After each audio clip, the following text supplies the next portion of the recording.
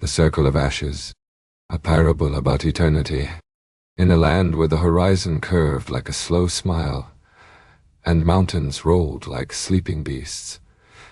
There was once a temple built from stone, the color of river silt.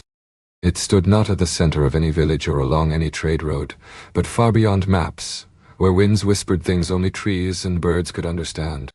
This temple was not grand, nor adorned with gold. No banners fluttered from its roof, and no bells chimed from its spires. Yet those who found it felt the hush of deep time as they approached, as if every grain of sand remembered something. Within the temple lived a solitary caretaker, known only as the keeper. He was neither young nor old. His hair held both silver and black, his face neither smooth nor furrowed. The lines of his body were shaped more by patience than by age. His days passed not in speech or ceremony, but in the tending of the temple's great fire. This fire, which lay at the heart of the inner chamber, burned without ceasing. It was not a blaze of violence, but a steady glow, pulsing like the breath of the earth. Its flame never rose wildly, nor did it die. It required no fuel from wood or oil. It had simply always been, since before the temple had walls, before the land had names. The keeper's task was not to feed it, but to witness it. Each morning, he swept the ash into a circular pattern around the fire, a ring of soft gray that changed slightly with every breeze. Sometimes it held the trace of a spiral, other times a perfect curve, as if the fire had spoken overnight in symbols no one else could read. The keeper never disturbed the pattern beyond cleaning its edges, never marked it with tools or ornaments. He knew this flame was not his. It did not belong to monks or kings or gods. It had no purpose other than itself. Yet from it came everything. Pilgrims came sometimes, though never often. They arrived quietly, barefoot, wrapped in travel-stained robes. Some stayed a day, some a year, and some vanished before dawn. All were changed, not by answers, for the temple offered none, but by the silence that thickened around the fire, as if time itself paused to listen. The keeper spoke to no one. He offered no guidance, but his presence was steady as the flame. In his slow walk, his gaze, his posture beside the fire, he became a mirror. The pilgrims who watched him began to see not the man, but what he reflected, a kind of endlessness hidden beneath ordinary things. They began to sense it in the way shadows curved at midday, in the way the wind paused between gusts, in the quiet between heartbeats.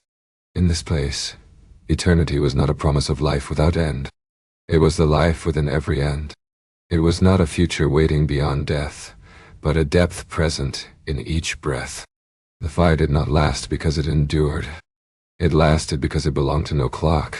One year, a great drought fell across the plains. Villages street, rivers thinned to bone, crops cracked beneath the sun. Word spread that the temple's fire had gone out. A crowd gathered at the temple, not out of devotion, but desperation. They hoped perhaps the fire might save them. Perhaps the flame could be moved, or carried, or divided. But when they entered the chamber, they saw that the fire still burned as it always had.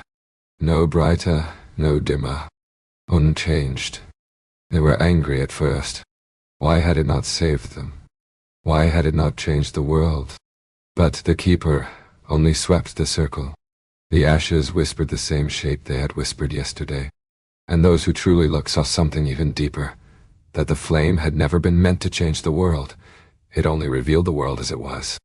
Some wept and left. Others stayed and learned. The drought passed.